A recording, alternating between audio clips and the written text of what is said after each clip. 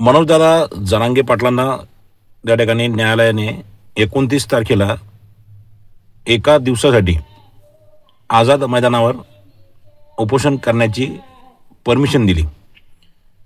मराठा समाजासाठी मनोजदादा जरांगे यांच्या ज्या मागण्या आहेत त्या अतिशय रास्त आहेत। कारण आरक्षण मिळवण्याचा अधिकार हा सर्वांनाच आहे। संविधानामध्ये ज्या ज्या लोकांना आरक्षण त्या ठिकाणी दिले गेलं, साहजिकच स्वातंत्र्य प्राप्तीनंतर आरक्षणाचा फायदा त्या समाजाला झाला आहे। मराठा समाज हा आपल्यामधूनच एक असा आदर्श समाज आहे की या समाजाने या महाराष्ट्राला सदैव आपलं मानलं आहे आणि आपल्या आधिपत्याखाली हा महाराष्ट्र चालतो। म्हणजे मराठ्याचा महाराष्ट्र ही जी संकल्पना, ही जी कन्सेप्ट आहे, ही मराठा समाजाच्या प्रत्येक माणसाच्या डोक्यामध्ये त्या ठिकाणी आहे की छत्रपती शिवाजी महाराजांना जे स्वराज्य स्थापन केलं, छत्रपती शिवाजी महाराज मराठा होते आणि या महाराष्ट्राचे राजे छत्रपती असल्यामुळे आपणही या महाराष्ट्राचे राजेच आहोत आणि इतर सगळे जे आहेत ते आपली प्रजा आहे, आपली जनता आहे आणि आपल्याला या सर्वांसाठी करायचं आहे। अशा भावनेमध्ये राहून आजपर्यंत मराठा समाजाने त्या ठिकाणी सर्व समाजाला आपुलकीची, जवळकीची आणि अतिशय आत्मीयतेची वागणूक त्या ठिकाणी दिली। परंतु कालांतराने शेतीमध्ये विभाजन होत गेलं। मराठा समाजामध्ये जे काही जमीनदार लोक होते, जे धनदांडगे होते, की ज्यांना आर्थिक सुबत्ता होती, अशा लोकांवर सुद्धा त्या ठिकाणी जमिनीचं विभाजन झाल्यामुळे एका भावाचे 2, 2चे 4, 4चे 5 असं करत करत करत एक आर्थिक विवंचना आणि आर्थिक संकटाला तोंड देण्याची पाळी त्या ठिकाणी आली आणि या समाजाला सुद्धा आरक्षणाची गरज त्या ठिकाणी भासली। इतर लोकांच्या तुलनेमध्ये गुणवत्ता असून सुद्धा केवळ आणि केवळ आरक्षण नसल्यामुळे अनेक तरुणी ह्या शिक्षणापासून, नोकऱ्यापासून त्या ठिकाणी वंचित राहू लागल्या आणि त्यातूनच आरक्षणाची जी काही मागणी आहे ती जोर धरू लागली। अनेक नेत्यांनी आरक्षणाची मागणी केली, परंतु बऱ्याचशा नेत्यांची जी मागणी होती ही राजकारणाला लिंपित किंवा स्वतःची वोट बँक तयार करण्याच्या उद्देशानं त्या ठिकाणी ही मागणी होत होती। ही जनतेच्या आणि सतर्क असलेल्या मराठा समाजाच्या सुद्धा त्या ठिकाणी लक्षात आलेली होती। परंतु मनोजदादा जरांगे यांच्या माध्यमातून एक निस्वार्थी आणि कुठल्याही प्रकारची वोट बँक किंवा कुठल्याही प्रकारचं राजकारण त्या ठिकाणी करत नसल्यामुळे आणि जे काय आहे ते स्पष्ट बोलण्याची भूमिका मनोज जरांगे पाटलांनी त्या ठिकाणी घेतलेली असल्यामुळे समाजातून जरांगे पाटील यांना उत्स्फूर्त असा प्रतिसाद त्या ठिकाणी मिळत आहे। थोडा शिक्षणाचा, अनुभवाचा, बोलण्या चालण्याचा अभाव असल्यामुळे काही गोष्टी जरांगे पाटलाच्या ह्या जरी चुकीच्या दिसत असतील, परंतु त्यांचा उद्देश जो आहे तर तो प्रामाणिक आहे। मराठा समाजातील मुलांना त्या ठिकाणी शैक्षणिक, राजकीय आणि सर्वच ठिकाणी आरक्षण मिळावं ही मागणी त्यांची काही चुकीची नाही, परंतु आंदोलन किंवा मागणी ही संविधानिक मार्गाने व्हायला पाहिजेत, नियमानं व्हायला पाहिजेत, कायद्याला धरूनच व्हायला पाहिजेत।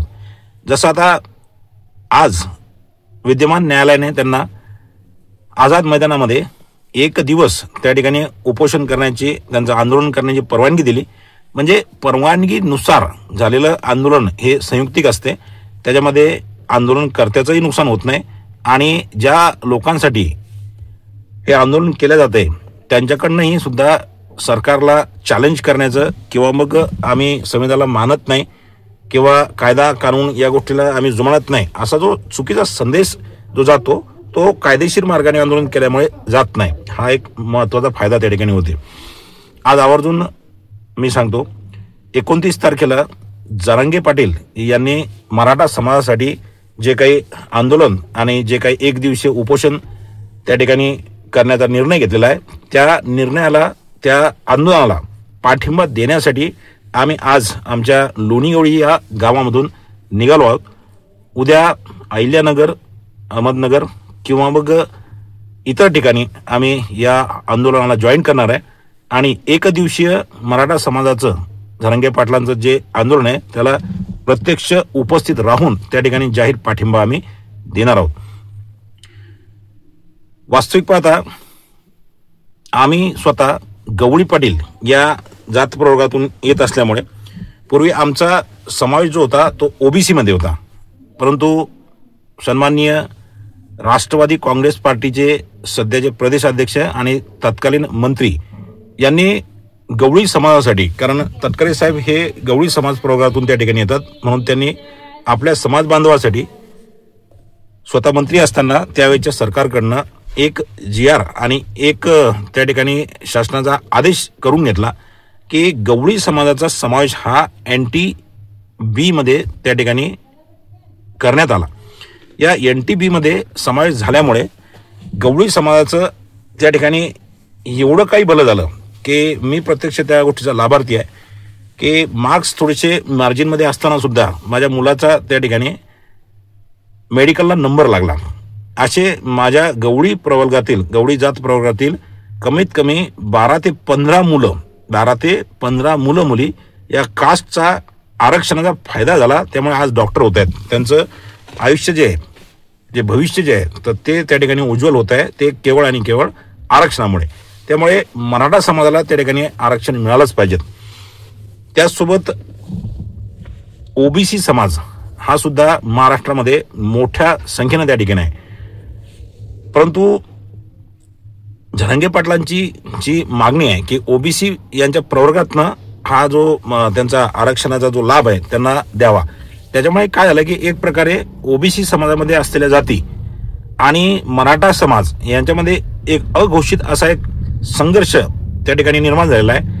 हा होणे योग्य नाही, कारण ओबीसी समाजातील लोकांना सुद्धा त्यांच्या हक्काच्या आरक्षणाला अबाधित ठेवण्याचा त्या ठिकाणी अधिकार आहे. परंतु जाणीवपूर्वक मराठा आणि ओबीसी समाजातील समाज बांधवांमध्ये संघर्ष पेटून कुठंतरी मुख्य मुद्द्याकडून लक्ष जे आहे सर्वांचं ते वेगळ्याच ठिकाणी नेण्याचा जो काही प्रयत्न काही कुटील राजकारणी लोक करत आहेत, तर दोन्ही समाजातील म्हणजे ओबीसी प्रवर्गातील तसेच मराठा प्रवर्गातील लोकांनी हा डाव जो आहे तो समजून घेण्याची आवश्यकता त्या ठिकाणी आहे. नाहीतर काय की या राजकारणी लोकांना जे हवंय त्याच गोष्टी जर आपण करत असू तर दोन्ही समाजाचं त्या ठिकाणी नुकसान होऊन दुसऱ्याच लोकांचा त्या ठिकाणी फायदा होण्याची शक्यता आहे.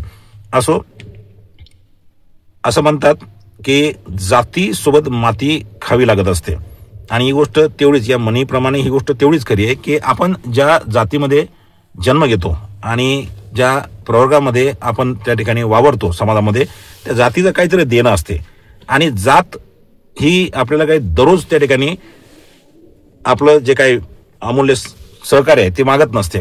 काही प्रसंग असे येतात की त्या प्रसंगातच आपण त्या ठिकाणी हजर राहणं, उपस्थित राहणं, त्या गोष्टीचं साक्षीदार होणं हे आवश्यक असते. त्याच्यामुळे येणाऱ्या 29 तारखेला जरांगे पाटील यांनी मराठा समाजासाठी जे आंदोलन त्या ठिकाणी आयोजलं आहे ते समाजासाठी त्या ठिकाणी लढता येतं, आणि एक दिवशीय का होणार परंतु जातीसंघ माती खाण्यासाठी आपण या मराठा समाजाच्या आंदोलनाला त्या ठिकाणी यावं. आम्ही त्या ठिकाणी जात आहोत. इतरही लोकांनी उद्या या आंदोलनाला आपापल्या परीने पाठिंबा देण्यासाठी मुंबई या ठिकाणी पोहोचावं असं मी या ठिकाणी आवाहन करतो, आणि समाज बांधवांना त्या ठिकाणी विनंती करतो. व मराठा समाजाचं जे आंदोलन आहे ते कायदेशीर पद्धतीने, संविधानिक पद्धतीने, नियमानुसार जे चालू आहे या आंदोलनाला मी आणि माझे सर्व सहकारी त्या ठिकाणी पाठिंबा देत आहेत, आणि प्रत्यक्ष त्या आंदोलनामध्ये सहभागी होऊन आमचा सहभाग त्या ठिकाणी नोंदवणार आहोत. धन्यवाद.